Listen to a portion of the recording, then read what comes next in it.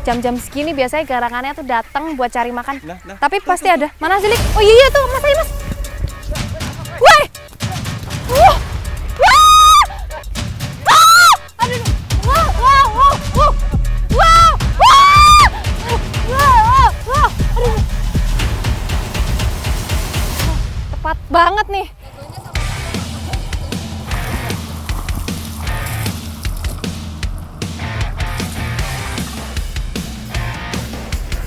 Dapat satu ekor. Wih. Wah, Ini kenapa, Pak? ikan mujair. Waduh.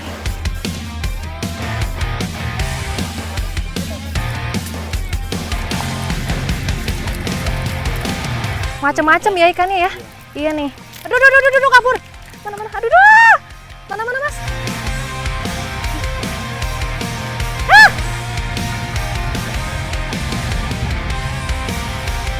Udah matang? Wah, payah mangan nih, Mas.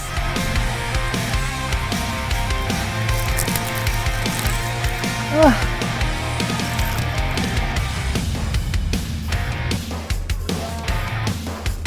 Yang kecil-kecil juga boleh diambil, Pak.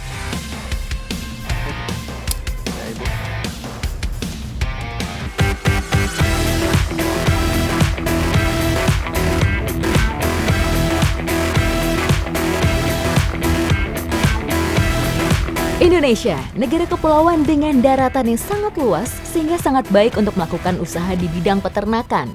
Ternak unggas salah satu kegiatan yang banyak dilakukan masyarakat pedesaan. Selain menghasilkan keuntungan yang lumayan, namun ternak juga memiliki beberapa tantangan.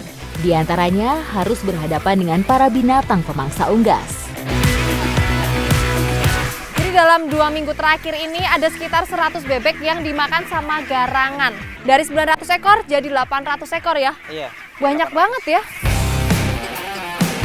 Di Cilacap, Jawa Tengah, garangan menjadi musuh utama para peternak, baik peternak ayam maupun bebek. Jadi dia mengendap-endap pelan gitu ya, Mas ya? Kalau ada orang, diem. Gitu-gitu. Oh gitu. Dia biasanya cari makannya jam berapa, Mas? Ya jam segini nih. Kalau Jam sore-sore segini. gini, ya. Pas banget nih. Jam-jam segini biasanya garangannya tuh datang buat cari makan. Kita tunggu di sini ya, Mas. Mana tahu dia datang. Pas banget nih. Tuh. Mana sih, Lik? Oh iya tuh, Mas, ayo Mas. Woi! Wah! Wah! Ah! Aduh. Wah, wah, wah, wah. Wah! Wah! Ah!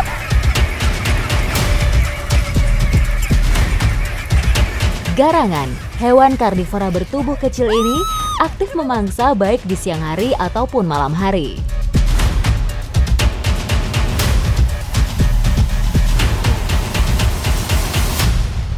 Oh, tepat banget nih. Jadi garangan ini lagi makan bebeknya, bener-bener makan bebek. Mana bebeknya, Mas? Awas digigit. Udah. Mana bebeknya, Mas? Wih, iya. Jadi yang dimakan sama garangan tuh bebek yang masih usianya tuh sekitar 1 bulan sampai 1,5 bulan, anak-anak bebek kayak gini nih. Dengan taringnya yang tajam, garangan mampu memangsa bebek bisa lebih dari 1 ekor dalam sehari. Emang buas banget ya, Mas ya? Ini buas. Tuh. Cakarnya juga lumayan tajam. Iya, cakarnya juga tajam, apalagi taringnya tuh. Buat nerekam bebeknya tadi tuh pakai cakarnya, terus langsung dicabik pakai taringnya ini nih. Meskipun sering memangsa ternak, namun garangan juga memiliki fungsi yang positif. Hewan dengan berat kurang lebih 1 kg ini memiliki manfaat bagi para petani. Garangan membantu petani dalam membasmi tikus, ular, ataupun keong yang sering menjadi ancaman sebelum panen. Jadi supaya garangannya ini nggak makan bebek-bebek yang ada di sini lagi, kita pindahin ke lokasi yang jauh dari pemukiman warga supaya garangan itu nggak makan bebek yang ada di sini lagi. Ini kita bawa ya, Mas ya, kita tinggal di sana biar dia nggak balik-balik ke sini lagi ya. Iya, kita bawa. Ikuti jejak saya, jejak petualang. Ya, Mas, ya.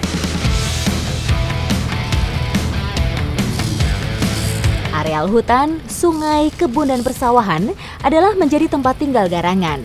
Sehingga saat merelokasinya pun, kita harus memperhatikan wilayahnya agar garangan tetap bisa bertahan hidup. Untuk menuju ke tempat relokasi garangan, kita harus menempuh perjalanan kurang lebih 1 jam menggunakan perahu ini. Lokasinya di mana sih, Mas? Di dari sini dari yang penting kan itunya jauh dari pemukiman. Jauh dari pemukiman ya? Ya. Masih ke sana terus ya berarti ya? Jauh. Ah. Persebaran garangan cukup luas. Untuk garangan jenis Jawa seperti ini banyak ditemukan di Asia, seperti Asia Tenggara dan Asia Selatan. Di sini ya Mas ya? Kita udah sampai. Jadi untuk pemilihan tempat relokasi itu harus sesuai. Kalau di sini ketersediaan pangannya masih banyak. Di sini banyak ikan. Jadi dia bisa kalau mau makan bisa nyebur ya Mas ya? Mudah-mudahan garangannya ini nggak balik ke pemukiman warga lagi, terus ngabisin ternak ya Mas ya? Iya, enggak. Iya, biar dia cari makan di alam yang bebas. Iya Mas? Garangan merupakan predator alami. Keberadaannya sangat diperlukan untuk menjaga ekosistem. Jadi garangan ini punya peranan penting dalam menjaga keseimbangan ekosistem alam. Makanya biarkan dia bebas di alamnya. Ikuti jejak saya, jejak Petualang.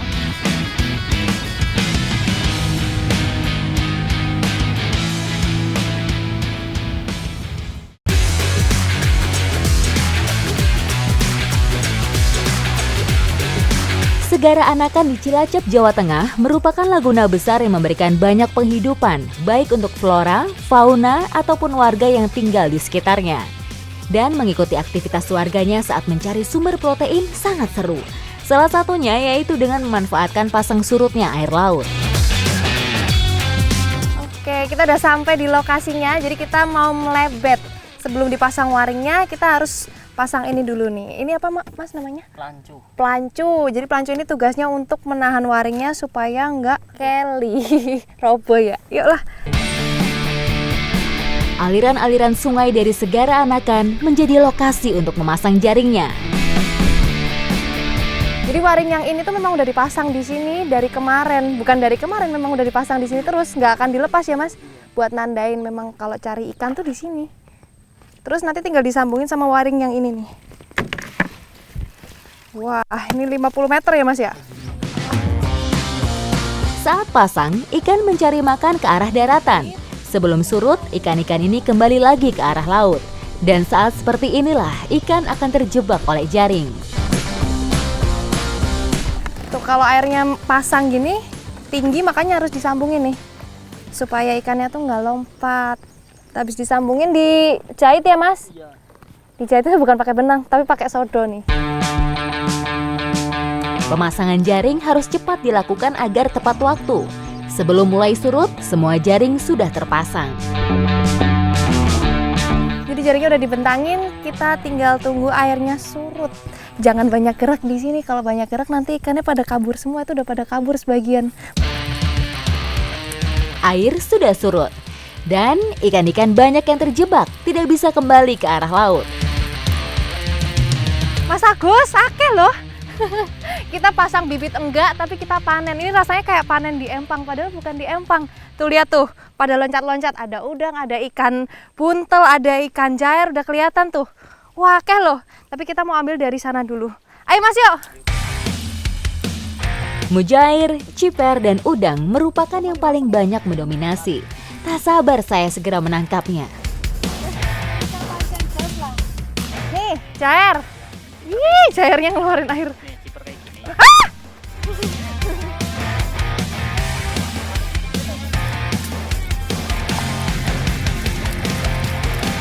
Macem-macem ya ikannya ya. Iya nih. Kita bagi tugas. Saya ngambil ikan jair, Mas Agus ngambil ikan ciper. Aduh, kabur. Mana? Aduh.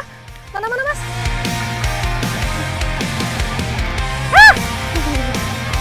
Ini ikan cipernya kayak gini nih. Mana nah?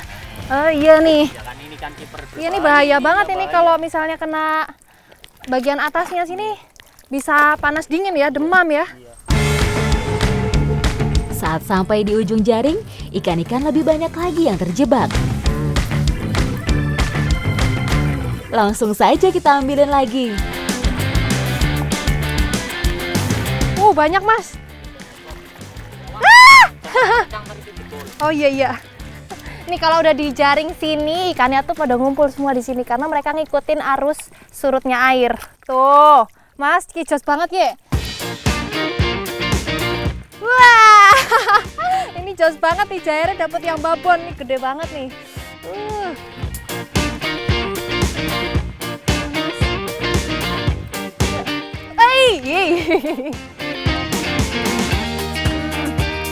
Babon 2 lumayan.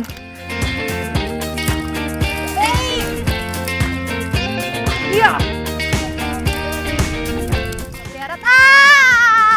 Nggak melihara tapi panen. Nggak melihara tapi panen. Sebelahnya kepiting. Iya, hati-hati capitnya.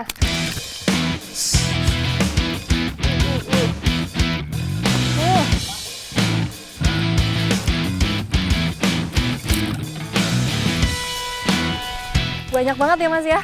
Ini berapa kilo Mas? 7 kiloan lah. 7 kilo nih. Iya, berat banget. Rasa senang saya rasakan karena mendapatkan hasil yang cukup banyak.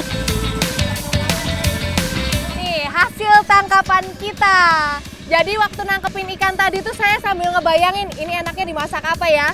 Sekarang nggak usah dibayangin, kita masak beneran. Ikuti jejak saya, jejak petualang.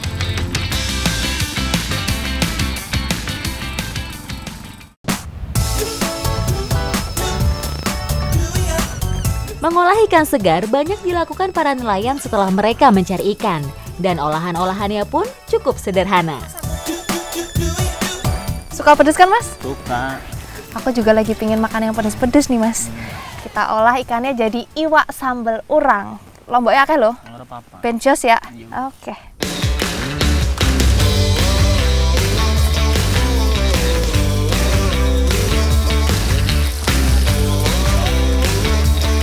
Biasanya gini ya Mas ya, habis nangkep sebagian diolah gitu ya, sebagian dijual ke pasar gitu apa?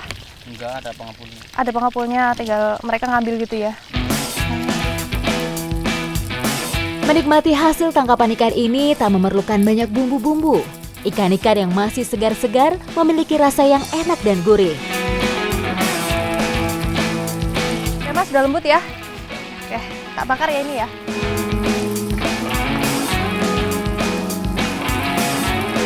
Tak memerlukan waktu lama. Ikan goreng dan udang bakar matang. Saatnya dipadukan dengan sambal yang sudah saya buat. Udah Mas, tuangin minyaknya.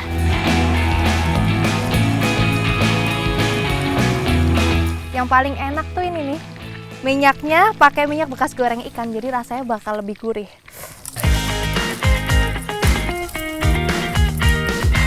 Udah matang? Wah, payah mangan ya Mas.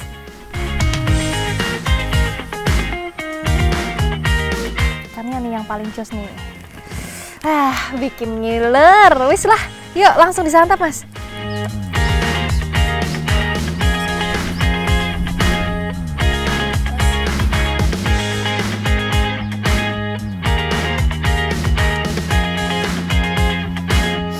Pedes banget, ya namanya sambal urang, masa nggak pedes? Ini pedes banget, tapi ikannya masih berasa gurih, udangnya apalagi, manis ya.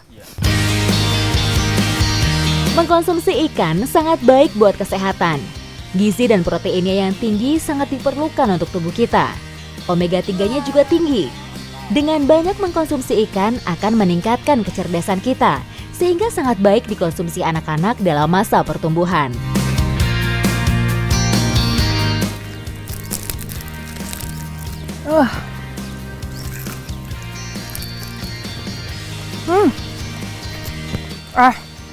Ini memang paling enak Mas.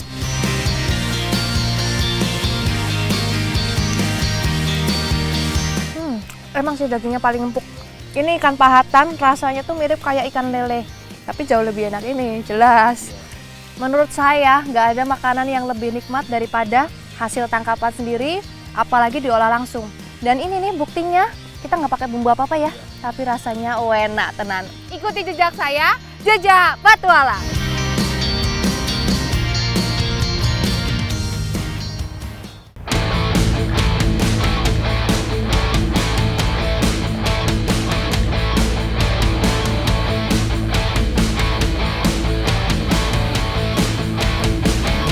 Tanaman padi yang di belakang sana masih subur, masih hijau, tapi yang di sini habis dimakan sama ini nih, keong emas. Keong mas merupakan siput air tawar yang berkembang biak dengan sangat cepat. Populasi yang meningkat dengan waktu yang relatif cepat menjadi musuh bagi petani. Padi-padi yang belum panen bisa habis dalam waktu singkat dimakan keong. Yang kecil-kecil juga boleh diambil, Wak. Justru yang kecil-kecil gini nih, yang paling banyak makannya, makan tanaman padi tuh ini nih. Keong mas masuk ke Indonesia awal tahun 80-an. Awalnya keong mas banyak dikembangbiakan untuk hewan hias. Namun keong yang lepas ke sawah justru memakan dan menghabiskan tanaman padi. Nih, telur keong mas tuh banyak banget pada nempel di batang padi.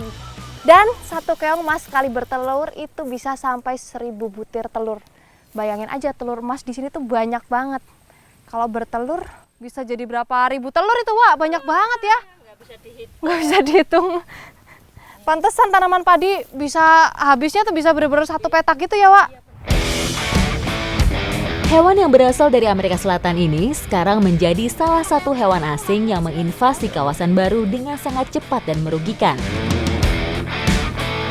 Jadi tanaman padi yang udah dimakan sama keong itu biasanya nggak bisa tumbuh lagi. Makanya para petani di sini kalau udah nanam terus dimakan keong sampai habis gini harus ngulang lagi 2-3 kali. Iya. Capek ya, Wak? Capek banget, makanya mendingan kita ambilin aja keongnya ya.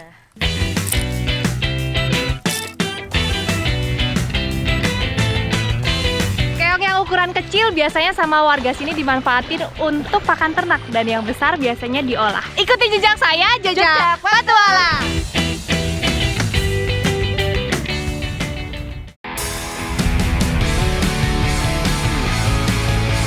Nih, keong mas yang udah kita dapetin mau kita olah jadi serundeng. Yang kita olah cuman yang ukurannya besar-besar aja ya, Wak. Iya. Sebelum diolah, keong dibersihkan terlebih dahulu dari cangkangnya dan hanya dagingnya saja yang diambil. Yang orang-orang paling ditakutin nih yang kayak gininya. Oh. Lihat lu tadinya. Iya, jadi kalau ke sawah nggak pakai sandal suka nginjek gitu ya, luka ya. Oh, jadi yang boleh dimakan tuh cuman yang ini nih, yang ada dagingnya aja nih. Kalau ini ada giginya, nggak boleh dimakan.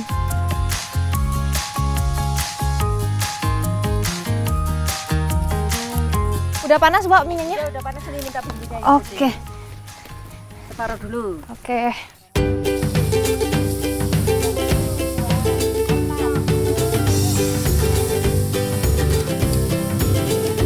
Bahkan sebagian banyak dikonsumsi masyarakat untuk obat, seperti menurunkan kolesterol, diabetes, dan juga kesehatan kulit. Jadi bumbunya yang setengah tuh untuk numis keongnya, terus yang setengah lagi dicampur sama parutan kelapanya ya. Nih kalau bumbunya udah meresap ke keongnya, waktunya dimasukin ininya ya, Pak. Parutan kelapanya.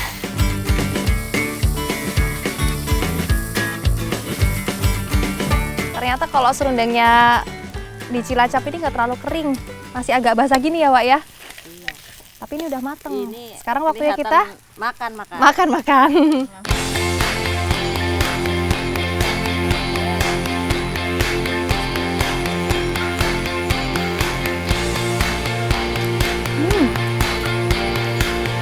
Rasanya tuh gurih, manis, enak tenan. Bumbunya pas banget ya. Iya.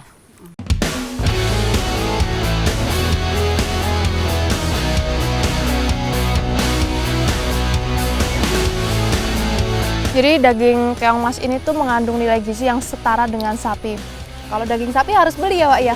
Kalau ini tinggal ngambil di sawah. Gratis lagi ya.